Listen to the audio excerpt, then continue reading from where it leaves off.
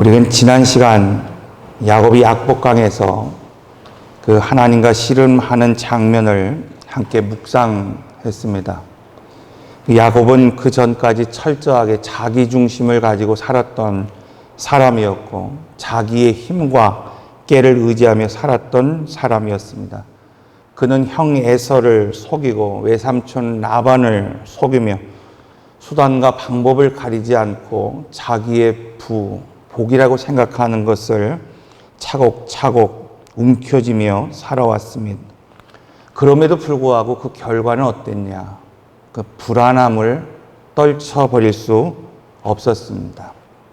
그런 야곱이 형 에서를 결국 다시 만나야 하는 그 순간이 찾아왔을 때 그는 여전히 자기의 방법, 자기의 깨, 자기의 생각대로 가족을 나누고 두대로 세대로 나누며 재산을 앞세워 보내며 살아가고 있는 모습을 보게 됩니다. 여러분, 오늘 우리 인생이 바로 그렇다는 겁니다. 오늘 우리도 하나님의 약속을 받고 살아가는 그 인생의 길에서 무엇인가 나의 방법대로 그것을 얻고 또 취하고 또 실제로 그것을 누리고 있음에도 불구하고 여전히 문제를 만날 때에 두려움을 느끼는 그 근본적인 이유가 있다는 거예요. 그것은 바로 우리가 하나님의 은혜를 온전히 신뢰하지 않기 때문이라는 겁니다. 그런데 그 모든 것을 앞세워 내보낸 이후에 마지막 방법으로 이제 남은 것 하나 홀로 하나님 앞에 씨름하며 기도할 때, 여러분, 그 밤은 야곱이 아니라 이스라엘이라고 하는 이름을 부여받는 밤이 되었고, 그 밤은 하나님께서 그 지난 세월의 그 고집과 아집과 자기의 방법을 꺾는 그런 시간이 되었다고 말씀하고 있습니다. 자, 여러분, 이렇게 이름이 바뀌었다고 하는 것은 무엇입니까? 그것은 바로 자기의 철학, 자기의 방법, 자기의 지금 가지고 있는 정체성이 바뀌어야 한다고 하는 하나님의 사인입니다.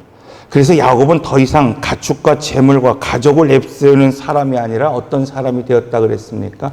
먼저 형 앞에 무릎을 꿇고 자기의 지난 죄를 용서를 구하는 사람으로 바뀌었다. 즉, 문제를 피하며 도망치며 다른 방법을 찾는 사람이 아니라 적어도 그 문제를 직면할 수 있는, 맞닥뜨릴 수 있는 사람이 되었다고 말씀하고 있어요. 두 번째는 이렇게 피하는 인생이 아니라 대화를 시작하는 사람이 되었다고 말씀하고 있습니다. 그런데 이 변화는 어디서부터 시작되느냐? 자기의 방법 때문에 시작되는 것이 아니라 오직 하나님의 만남, 홀로 기도하고 씨름하는 그 시간을 통해서 만들어졌다고 말씀하고 있습니다. 이렇게 변화가 시작되었다고 한다면 여러분, 그 변화를 오늘 우리는 어떻게 유지할 수 있을까요? 오늘 우리가 어떤 직분을 받고 또 어떤 은사를 받고 어떤 복을 받았을 때에 여러분, 그 복이 흘러내리는 것이 아니라, 그 복이 그냥 무너지는 것이 아니라 그 복이 견고하게 오늘 우리 삶 가운데에 지탱되어지고 순환되어지고 역사할 수 있는 그 방법이 뭔가, 이것이 오늘 본문에서 말하려고 하는 내용입니다. 자, 야곱은 기도의 자리에서 새로운 이름, 즉 새로운 정체성을 받았습니다. 그런데 문제는 그렇다고 해서 오늘 우리의 삶이 자동적으로 완전해지고 완벽해지는 것은 아니라는 거예요. 예를 들어서 여러분, 이름이 바뀐 사람들이 얼마나 많이 있습니까? 사울의 삶에서 바울로 바뀌었습니다. 야곱에서 이스라엘로 바뀌었습니다.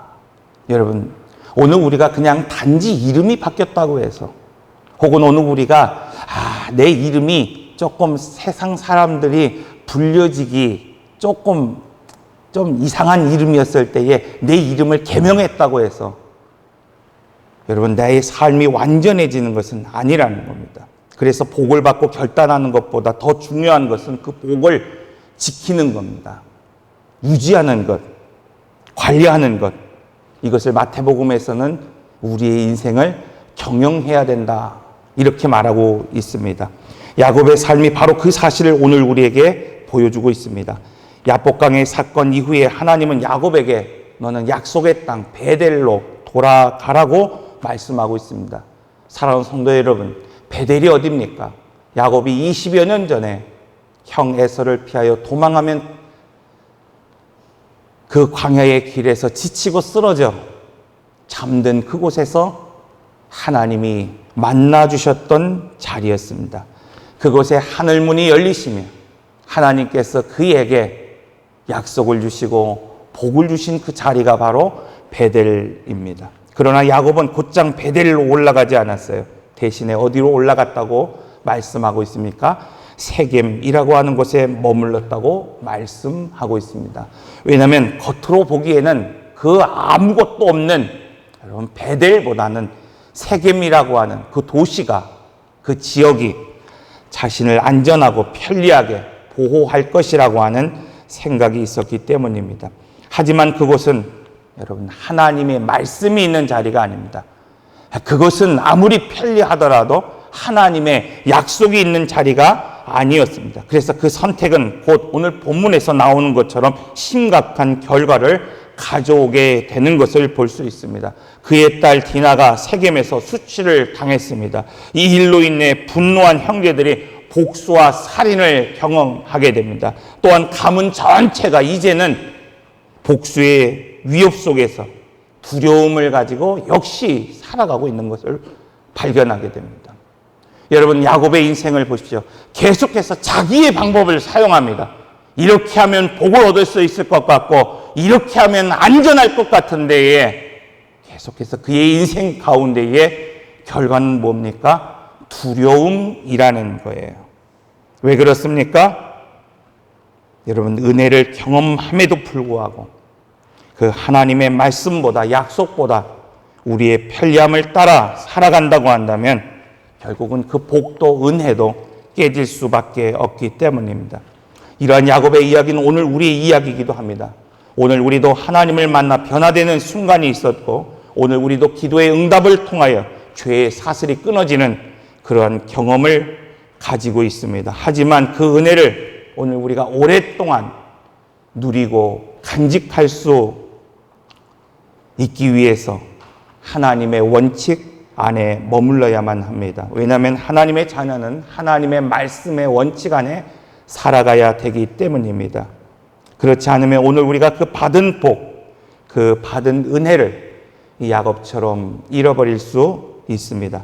자, 그렇다고 한다면 오늘 우리는 우리에게 언젠가 주셨던 그 하나님의 복, 하나님의 꿈, 하나님의 비전을 어떻게 보존할 수 있고 그것을 누리며 살아갈 수 있을까? 오늘 본문을 통해서 이 야곱의 여정을 통해서 우리가 받은 그 은혜를 어떻게 끝까지 지키며 누리며 살아갈 수 있는지를 함께 나누도록 하겠습니다. 자, 그러므로 하나님이 주시는 그 복을 보존하기 위해서 첫째, 하나님 나라로 살아가는 원칙이 오늘 우리의 삶 가운데에 있어야 된다는 겁니다. 여호수아 17장을 보면 하나님께서 요셉 지파에게 복을 주시는데 약속하신 것처럼 2배의 복을 주셨다고 말씀하고 있어요. 여기서 2배의 복이라고 하는 것은 무엇을 이야기하는 거냐면 장자의 복을 주셨다는 것입니다. 자, 그런데 그들은 여호수아에게 그들의 기업이 여러분 산질하고 거칠다고 불평합니다. 그 주신 기업에 철병거가 있다고 원망합니다. 이때 여호수아가 뭐라고 말합니까? 살림이 있을지라도 너희는 그것을 개척하고 병거가 있을지라도 너희는 그것을 정복하라고 말씀하고 있습니다. 이처럼 오늘 우리에게 하나님의 언약이 있다 하더라도 여러분 그 장애 때문에 우리가 멈춰버린다고 한다면 그것은 오늘 우리에게 복이 될 수 없습니다. 오늘 우리가 새벽에도 그런 말씀을 드렸어요. 정탐꾼에 관한 이야기를 나누면서 눈으로 오늘 우리가 본다고 해서, 오늘 우리가 삶 속에서 무엇인가를 경험한다고 해서 그것이 믿음으로 결부되는 것은 결코 아니라는 거예요. 여러분, 이스라엘 백성들이 정탐꾼을 보내기 이전에 하나님은 그들에게 많은 기사와 이적을 베풀어 주셨습니다. 애굽에 있을 때에 10개의 재앙을 통하여서 애굽의 신상을 깨트리며 애굽의 그 왕을 무너뜨렸습니다. 홍해를 건너면서 이스라엘 백성들이 그 강을 건넜을 뿐만 아니라 쫓아오는 애굽의 그 병마와 기병들을 하나님께서 수장시키셨습니다. 그 강야와 같은 인생의 길에서 아말렉을 만났을 때에 하나님은 뒤도의 두 손을 통하여 그들을 물리치셨습니다. 이처럼 그들이 하나님의 기적과 은혜를 경험하고 보았음에도 불구하고 그들은 또다시 무엇을 요구하고 있습니까? 하나님이 약속한 그 땅이 정말 젖과 꿀이 흐르는 땅인지 그것을 보기 원했습니다. 그리고 40일 동안 그들이 본 곳을 기록할 때에 뭐라고 말하고 있습니까? 그들이 본 곳, 그 열매, 그것은 실로 젖과 꿀이 흐르는 땅이었다고 말하고 있어요. 그런데 그 이후의 말씀을 보면 그들이 밤새도록 통곡하여 울었다고 기록하고 있습니다. 왜 그렇습니까? 그들은 젖과 꿀이 흐르는 땅만이 아니라 큰 장애를 함께 보았기 때문입니다.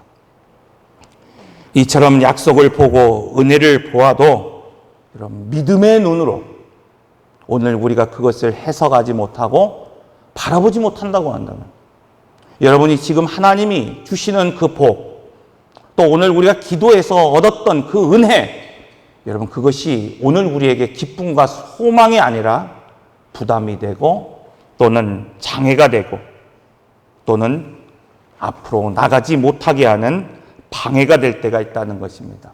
야곱은 분명 하나님의 은혜를 받았습니다.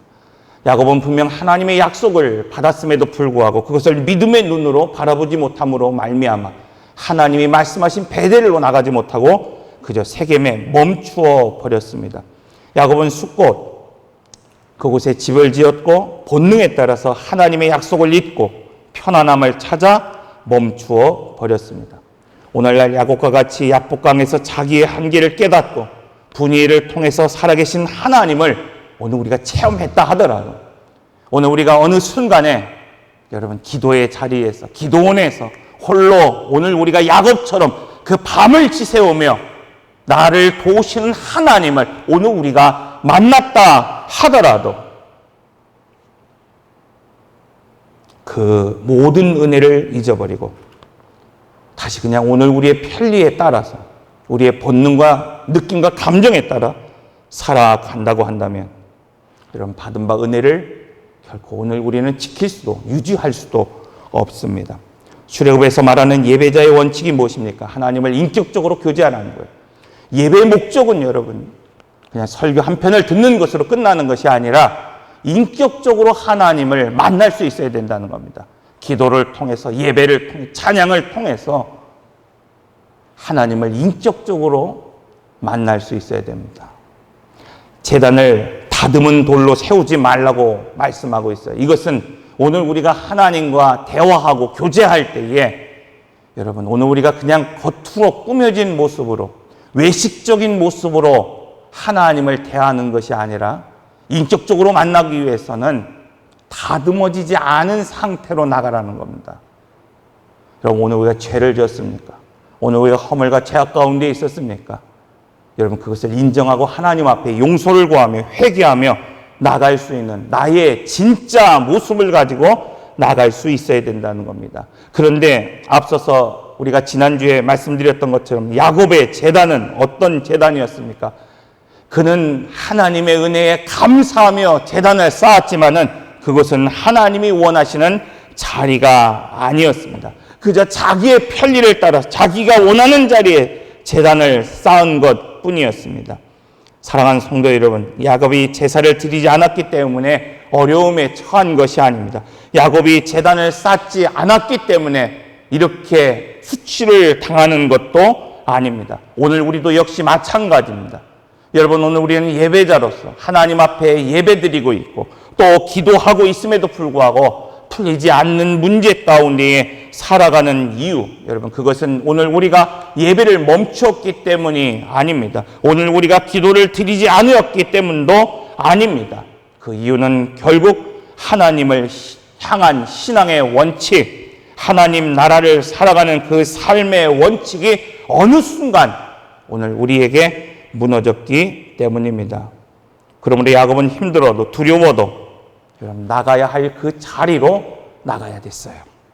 멈춰서는 안 되는 겁니다. 그러므로 오늘 우리도 하나님이 주시는 그 복을 유지하고 보존하고 누리기 위해서 하나님 나라를 살아가는 원칙, 그 하나님의 백성으로 살아가야 되는 근본적인 그 질서를 놓치지 않아야 됩니다. 두 번째, 믿음의 가정에서도 이 원칙이 지켜져야 된다는 겁니다. 자, 야곱의 가정이 그 기초까지 흔들릴 정도로 어려움에 처한 이유가 무엇입니까? 우리가 지난주에도 말씀드렸던 것처럼 야곱이나 에서나 여러분 그 가정에 물질이 없어서 부유함이 없어서가 아닙니다. 재산이 없어서가 아니에요. 예배를 드리지 않았기 때문이 아닙니다. 하나님의 말씀으로 교육되지 않았기 때문입니다. 오늘 우리의 소속은 하나님의 자녀이지만은 세상에 몸담고 살아가야 하는 존재입니다. 오늘 우리는 배대를 향해 나가야 하지만은, 즉 하나님 나라를 향해 지금 나가야 하지만은 여전히 오늘 우리는 이 세상 속에서 아직 머물러 있어야 하는 존재입니다. 그럼에도 불구하고 믿음의 사람들은 그 땅, 가나안, 약속의 땅, 천국에서만 사는 것이 아니기 때문에 지금 이곳에서, 내가 머무는 이 장소에서, 내가 서 있는 그 자리에서 어떻게 믿음의 가정을 세우고 하나님이 주시는 그 믿음의 기업을 세우기 위해서 내 인생을 경영해야 되는지를 고민해야 되는 겁니다. 이 땅에서 그냥 내가 죽으면 나는 믿었으니까 천국 가는 것으로 소망을 삼는 것이 아니라 이 땅에서부터 내가 하나님의 나라를, 하나님의 백성으로 살아갈 위해서 나의 인생을 지금 가꾸고 경영해야 된다는 겁니다. 야곱은 자녀들에게 하나님과 교제하고 세상을 구별해야 하는 원칙을 가르치지 않았어요. 성경을 보면 야곱이 이 세겜에 머문 시간이 여러분 그냥 짧은 시간이 아니었어요. 무려 10년이라고 하는 그 시간을 지냈다고 말씀하고 있습니다. 그런데 그는 그 기간 동안 그 하나님의 자녀, 자기의 자녀들을 세상 속에서, 이 세겜 속에서 어떻게 살아야 하는지를 가르치지 않았습니다. 오늘 말씀을 보면 디나가 세겜에서 수치를 당하는 것과 야곱이 그 아들들이 세겜을 속이고 살해하는 것이 여러분 하나님의 약속대로 살지 않은 자신의 느낌과 감정대로 그들이 살고 있음을 분명하게 말하고 있습니다. 그래서 오늘 우리는 우리 자녀들에게 우리가 세상 속에 살아가지만 세상과는 섞이지 않고 구별된 삶을 살아야 한다는 것을 가르쳐야 되고 보여줄 수 있어야 됩니다. 디나의 사건은 디나가 세겜성 여인들과 교제하기 위해서 외출했던 단순한 일에서 비롯되는 거예요. 여러분, 죄라고 하는 것은, 오늘 우리가 질서가 깨진다고 하는 것은 정말 심각하게 고민해야 될, 결단해야 될 어떤 문제로 시작되는 것이 결코 아니라는 거예요. 여러분, 젊은 여자아이가 그 도시 속에 그 여인들이 어떻게 치장하고 어떻게 옷을 입고 어떻게 놀고 있는 것, 이것이 궁금할 수 있잖아요.